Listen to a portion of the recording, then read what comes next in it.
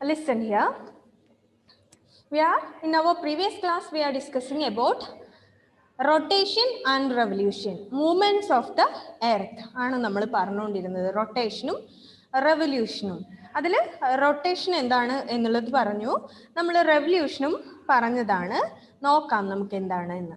The movement of the earth around the sun is called revolution and it revolves around the sun in a fixed path called an orbit. It takes 365 days to complete one revolution around the sun. This time period is called a solar year. എന്താണ്?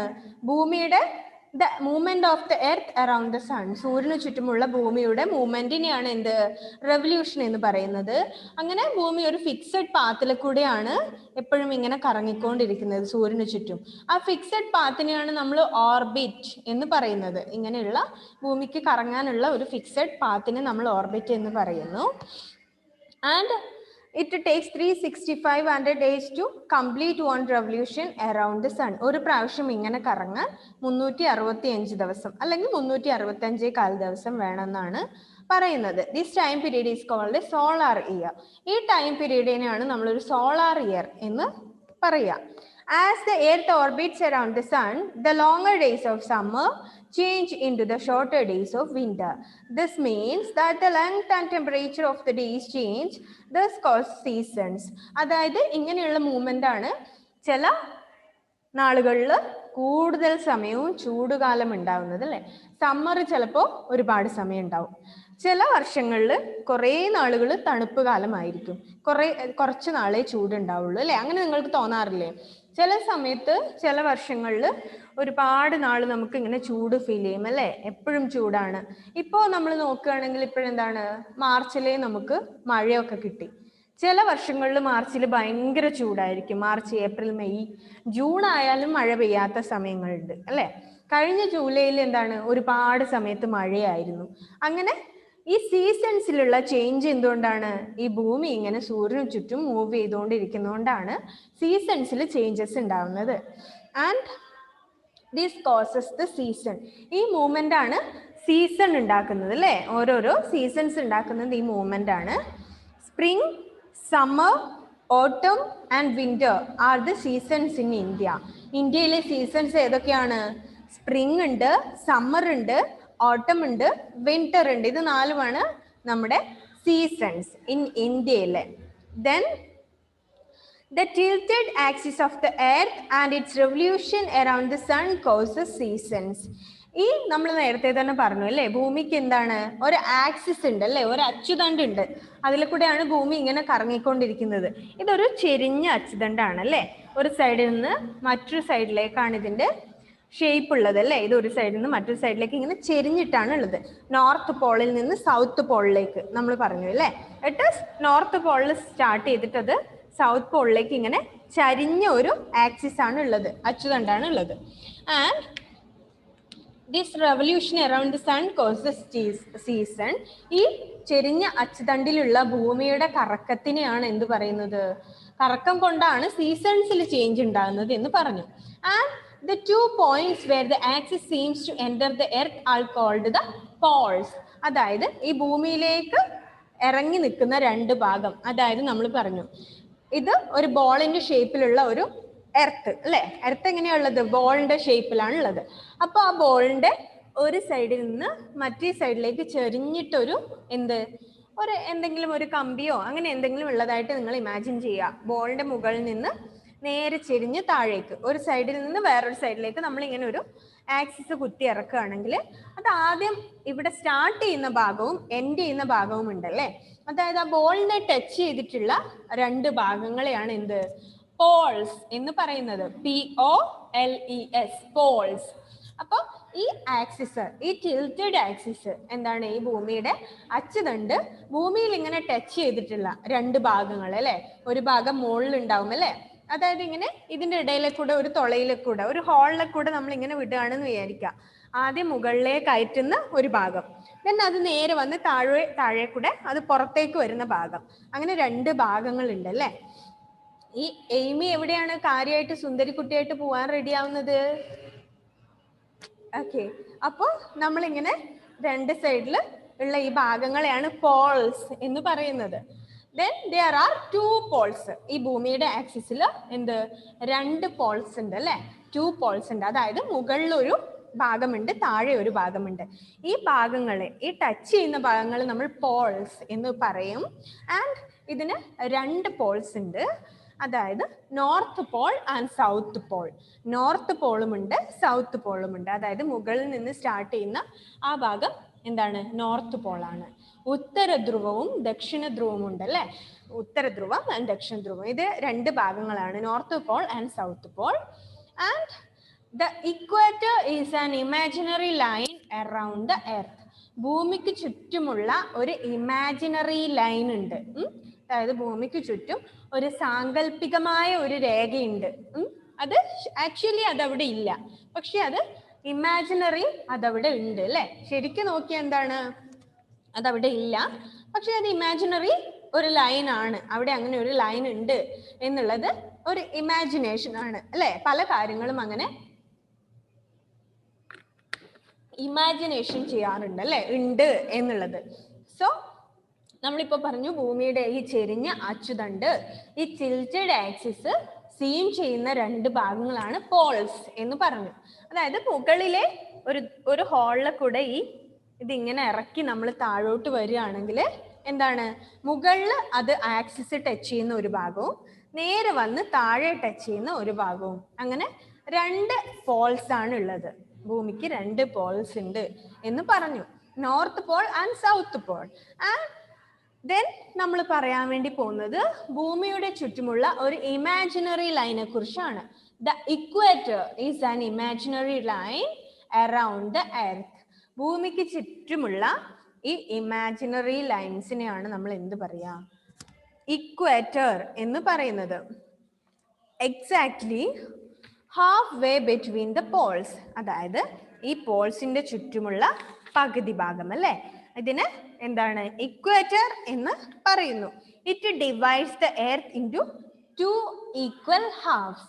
അതായത് ഭൂമിക്ക് ചുറ്റുമുള്ള ഈ line അല്ലെ, നിങ്ങൾ ഒരു ball ഇങ്ങനെ imagine ചെയ്യുക. നിങ്ങളുടെ കയ്യിൽ ഒരു ബോൾ ഉണ്ട്, അതിന്റെ നടുവിലെ കൂടെ എങ്ങനെയാണ്, റൗണ്ടിൽ അല്ലെ. ചിലപ്പോൾ നിങ്ങൾ കണ്ടിട്ടുണ്ടാവും ഇങ്ങനെ ഓപ്പൺ ചെയ്യാൻ പറ്റുന്ന ബോൾസ് ഒക്കെ ഇല്ലേ, എന്തെങ്കിലും നടുവിൽ ഇങ്ങനെ തിരിച്ചിട്ട് ഓപ്പൺ ചെയ്ത് കുട്ടികളൊക്കെ കളിക്കുന്ന ടൈപ്പ് സാധനങ്ങളൊക്കെ നിങ്ങൾ കണ്ടിട്ടില്ലേ. അതായത് ഒരു ബോൾ ഷേപ്പ് ആയിരിക്കും, ചിലപ്പോൾ അതിങ്ങനെ 2 പീസാക്കാൻ വേണ്ടി പറ്റും അല്ലെ. അതിന്റെ നടുവിൽ ഇങ്ങനെ മുട്ടായി ഒക്കെ, അതായത് ഈ ജംസിന്റെ ഒക്കെ ബോൾ ഉണ്ടല്ലോ, കണ്ടിട്ടുണ്ടോ അതൊക്കെ? അത് ഇങ്ങനെ നടുവിൽ എന്ത് ചെയ്യാൻ വേണ്ടി പറ്റും, ഓപ്പൺ ചെയ്യാൻ വേണ്ടി പറ്റും. അപ്പോൾ അതുപോലെ ഇമാജിൻ ചെയ്യുക, ഒരു ബോളാണ് നിങ്ങളുടെ അടുത്തുള്ളത്, അത് നടുവിലെ കൂടെ തിരിച്ച് ഓപ്പൺ ചെയ്താൽ സെയിം ആയിട്ടുള്ള ഈക്വൽ ആയിട്ടുള്ള 2 പാർട്സ് നിങ്ങളെ കയ്യിൽ കിട്ടും അല്ലെ.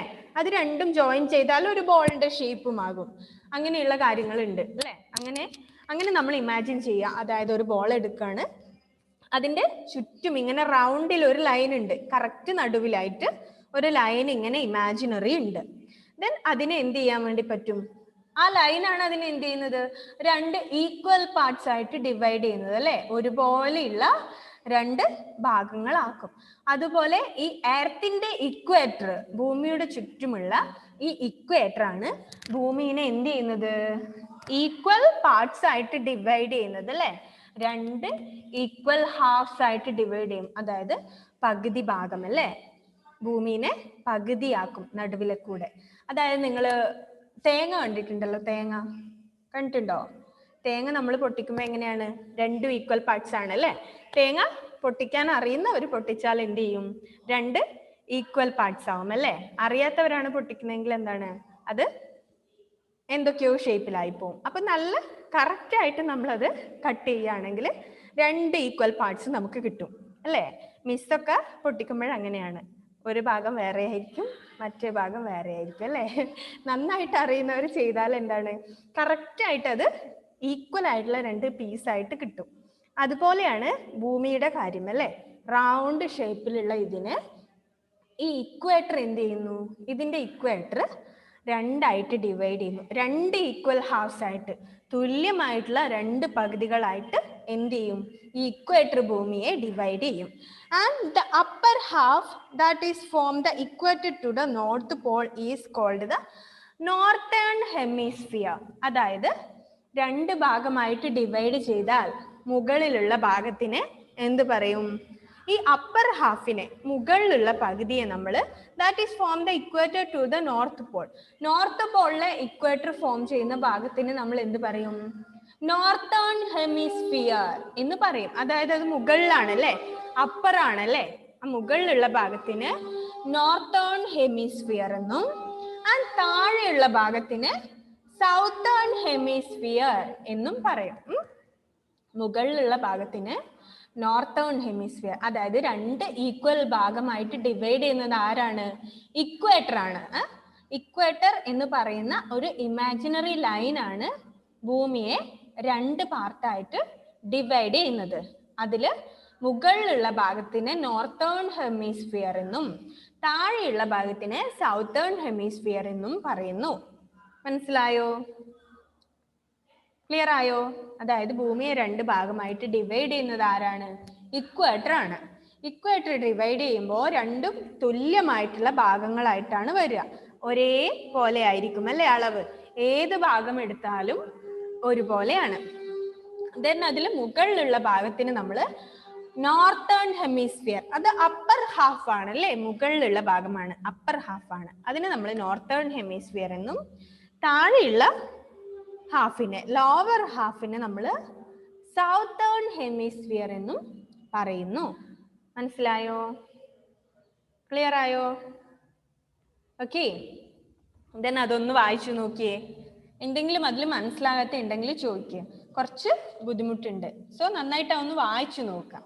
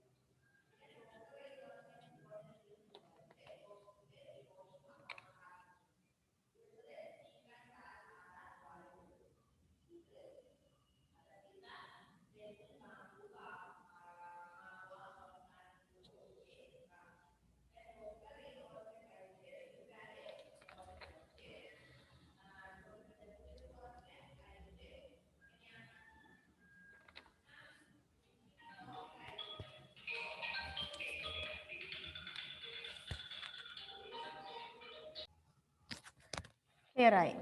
ദെൻ ഇനി സീസൺസിനെ കുറിച്ചാണ് നമ്മൾ പറയാൻ വേണ്ടി പോകുന്നത്. അത് ക്ലിയർ ആയല്ലോ?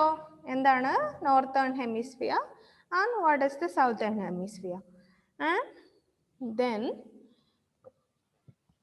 കുറച്ച് ടഫ് ഉണ്ട് കേട്ടോ ഇത്, അതായത് നമുക്കറിയാത്ത ഒരു കുറച്ച് കാര്യങ്ങളെ കുറിച്ചാണ് പറയുന്നത്. അപ്പം നിങ്ങൾക്ക് അതൊരു ടഫായിട്ട് ഫീൽ ചെയ്യാം. അതുകൊണ്ടാണ് ഞാൻ ഓരോന്നും വായിച്ച് പറയാതെ സിമ്പിളായിട്ട് എന്താണ് അതിൻ്റെ മൊത്തത്തിലുള്ള ഒരു ഡിസ്ക്രിപ്ഷൻ പറഞ്ഞത്. അതുകൊണ്ടാണ്, കാരണം ഓരോന്ന് വായിച്ച് പറഞ്ഞാൽ നിങ്ങൾക്കത് മനസ്സിലാവില്ല. ദെൻ ഇതിൽ എന്തെങ്കിലും എന്താണ് നോർത്തേൺ ഹെമിസ്ഫിയർ, എന്താണ് സൗത്തേൺ ഹെമിസ്ഫിയർ എന്നൊക്കെ മനസ്സിലാകാത്ത ഉണ്ടെങ്കിൽ ചോദിക്കാം. കുറച്ചത് നിങ്ങൾക്ക് മനസ്സിലാവാൻ ഇത്തിരി ഒരു ബുദ്ധിമുട്ടുണ്ട്. ദെൻ ഇനി സീസൺസിനെ കുറിച്ചാണ് പറയാൻ വേണ്ടി പോകുന്നത്. How are season formed? നമുക്കറിയാമല്ലേ, നമ്മുടെ ഇന്ത്യയിൽ എന്താണ് ഒരുപാട് സീസൺസ് ഉണ്ട് അല്ലേ, 4 സീസൺസ് ഉണ്ട് എന്ന് പറഞ്ഞു. എല്ലാ സമയത്തും വീഡിയോ ശരിയായിട്ടില്ല. എല്ലാ സമയത്തും എന്താണ് ഒരുപോലെയാണോ നമ്മുടെ സീസൺ? അല്ല അല്ലേ. ഇന്നിപ്പോ അതായത് ഒരു 4 മാസം നല്ല മഴയാണെങ്കിൽ നെക്സ്റ്റ് ഉള്ള മാസങ്ങളിൽ നല്ല വെയിലുണ്ടാവും, പിന്നെ മഞ്ഞുണ്ടാവും, പിന്നെ എന്താണ് വസന്തകാലം ഉണ്ടാവും അല്ലെ. അങ്ങനെ മാറി മാറി മാറിയാണ് നമ്മുടെ സീസൺസ് വരുന്നത് അല്ലെ. എല്ലാ സമയവും ഒരുപോലെയല്ല. അപ്പോ ഹൗ ആർ സീസൺസ് ഫോംഡ്? എങ്ങനെയാണ് ഈ സീസൺസ് ഫോം ചെയ്യുന്നത്? ഇങ്ങനെ സീസൺസ് മാറി വരാനുള്ള കാരണം എന്താണ്? When the North Pole is tilted towards the sun, position A, in the figure on page 145. അതായത് 145 ഫിഗർ നോക്കുക. അവിടെ ഒരു പിക്ചർ കൊടുത്തിട്ടുണ്ട്. അവിടെ ഒരു പിക്ചർ കണ്ടോ? Rotation of the earth already നമ്മൾ നേരത്തെ പറഞ്ഞു. Then revolution of the earth അല്ലേ, the earth revolves around the sun എന്ന് പറഞ്ഞിട്ട് നടുവിലെ സണ്ണും ചുറ്റും എർത്ത് ഇങ്ങനെ റിവോൾവ് ചെയ്യുന്നത് നമുക്ക് മനസ്സിലാവാൻ വേണ്ടി കൊടുത്തിട്ടുണ്ട്. ഇത് എത്രയുണ്ട്? 4 എർത്ത് കാണുന്നുണ്ട് അല്ലേ? ആക്ച്വലി 4 എർത്ത് ഉണ്ടോ? 4 എർത്താണോ അത്? അതെങ്ങനെയാണ്? ഭൂമി അങ്ങനെ കറങ്ങി കറങ്ങി പൊസിഷനിൽ എത്തുന്നു എന്നുള്ളതാണ്. ഒറ്റ എർത്താണ് ഉള്ളത് കേട്ടോ. ഒന്നിങ്ങനെ കറങ്ങുന്നതിന്റെ നമുക്ക് മനസ്സിലാവാൻ വേണ്ടിയാണ് അങ്ങനെ 4 എണ്ണം കൊടുത്തിട്ടുള്ളത്. അല്ലാതെ 4 ഭൂമി ഇങ്ങനെ കറങ്ങിക്കൊണ്ടിരിക്കുന്നില്ല. അതായത് ആക്ച്വലി സൺ ഇവിടെ ഉണ്ട്, ഭൂമി ഇങ്ങനെ കറങ്ങാണ്. അത് ആരോ മാർക്ക് ഇട്ട് കൊടുത്തിട്ടുണ്ടോ? അതായത് കറങ്ങി കറങ്ങി കറങ്ങി അത് വിവിധ ഭാഗങ്ങളിലേക്ക് പോകുന്നത് കാണിക്കാൻ വേണ്ടിയാണ് അങ്ങനെ 4 എണ്ണം കൊടുത്തിട്ടുള്ളത്. അപ്പോ when the north pole is tilted towards the sun, position A കണ്ടോ? എന്ന് ക്യാപിറ്റൽ ലെറ്റർ കൊടുത്തിട്ടുള്ളത് കണ്ടോ? ഇതെന്താണ്? നോർത്ത് പോൾ ആണ് അല്ലെ? നോർത്ത് പോൾ എന്ത് ചെയ്യുന്നു? tilted towards the sun. സണ്ണിന്റെ നേരെയാണ് അതുള്ളത് അല്ലേ? പൊസിഷൻ എ സണ്ണിന്റെ നേരെയാണ്, സൂര്യന്റെ നേരെയാണ് ഉള്ളത്. And it is summer in the northern hemisphere. ഈ എ എന്നുള്ളത് എന്താണ്? നോർത്തേൺ ഹെമിസ്ഫിയർ ആണ്. അതായത് ഭൂമിയെ 2 ഭാഗമായിട്ട് ഇങ്ങനെ ഡിവൈഡ് ചെയ്തപ്പോൾ ഈ നോർത്തേൺ ഹെമിസ്ഫിയറിൽ എന്തുണ്ടാവും? നോർത്തേൺ ഹെമിസ്ഫിയറിലാണ് സമ്മർ ഉണ്ടാവുക, നല്ല ചൂടുള്ള സമയം അല്ലേ? വേനൽക്കാലം എവിടെയാണ് ഉണ്ടാവുക? നോർത്തേൺ ഹെമിസ്ഫിയറിലാണ്. ബിക്കോസ് സൺലൈറ്റ് ഡയറക്റ്റ് ആയിട്ട് എങ്ങോട്ട് പോകുന്നുണ്ട്?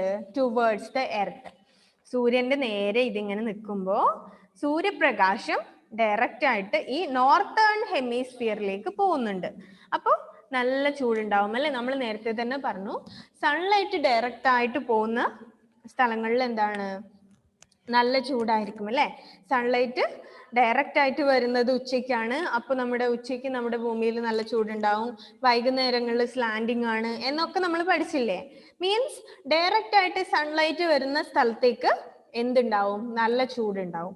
അപ്പോൾ ഇങ്ങനെ നോർത്തേൺ ഹെമിസ്ഫിയറും സൗത്തേൺ ഹെമിസ്ഫിയറും ഉണ്ടാവുമ്പോൾ ഇത് എ എന്ന് കാണിച്ചിട്ടുള്ളത് എന്താണ്? നോർത്തേൺ ഹെമിസ്ഫിയർ ആണ്. ഇത് സൂര്യന്റെ നേരെയാണ് ഇപ്പോൾ ഉള്ളത് അല്ലേ? അപ്പൊ അങ്ങനെ ആവുമ്പോ എന്താണ്? അവിടെ നല്ല ചൂടായിരിക്കും. Because there is summer season. അവിടെ സമ്മർ സീസൺ ആയിരിക്കും. The sunlight falls directly on the areas in the northern hemisphere. അതായത് ഈ നോർത്തേൺ ഹെമിസ്ഫിയറിലെ ഏരിയയിലേക്ക് സൂര്യപ്രകാശം ഡയറക്റ്റ് ആയിട്ട് പോകും അല്ലെ? നേരെ അങ്ങോട്ട് സൂര്യപ്രകാശം പോകും. അപ്പൊ അവിടെ എന്താണ്? സമ്മർ ആണ് ഉണ്ടാവുക. In the southern hemisphere it is winter at this time.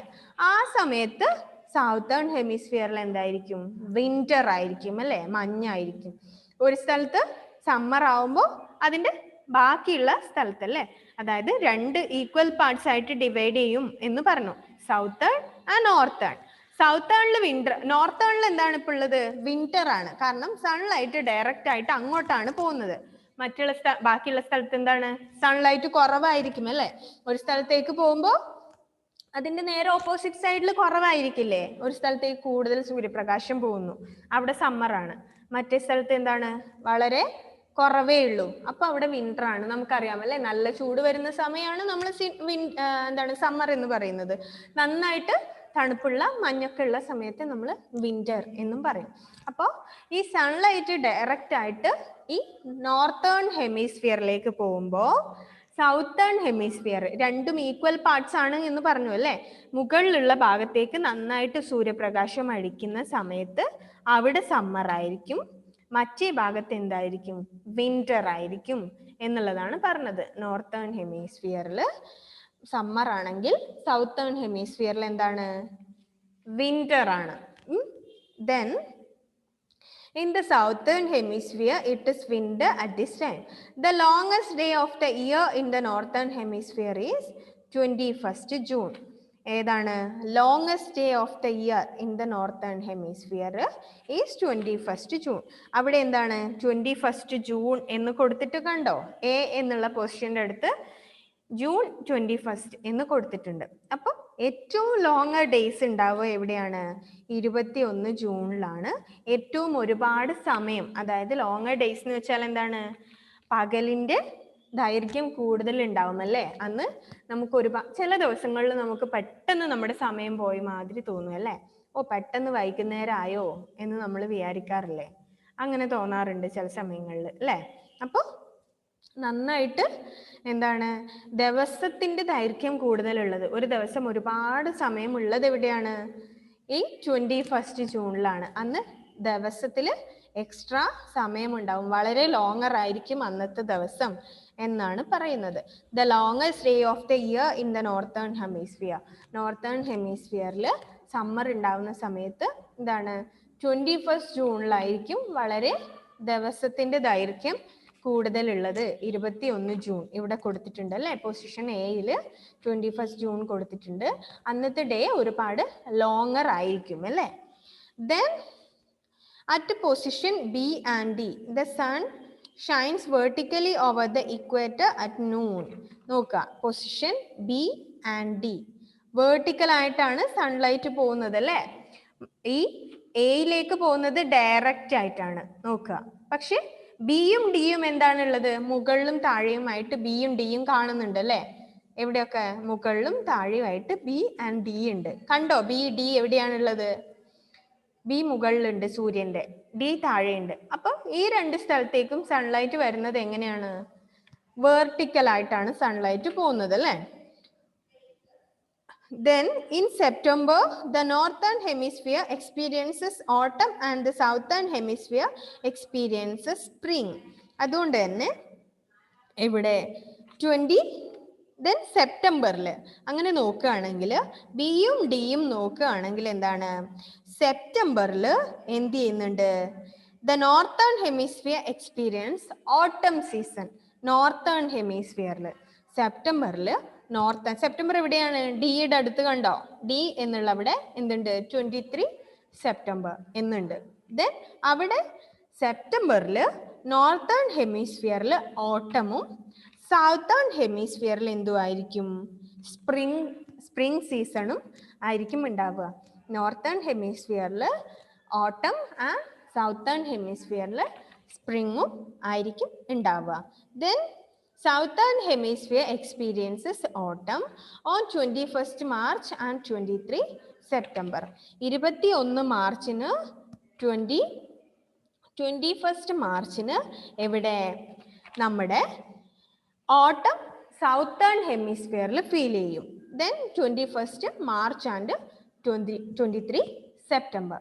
മനസ്സിലാവുന്നുണ്ടോ?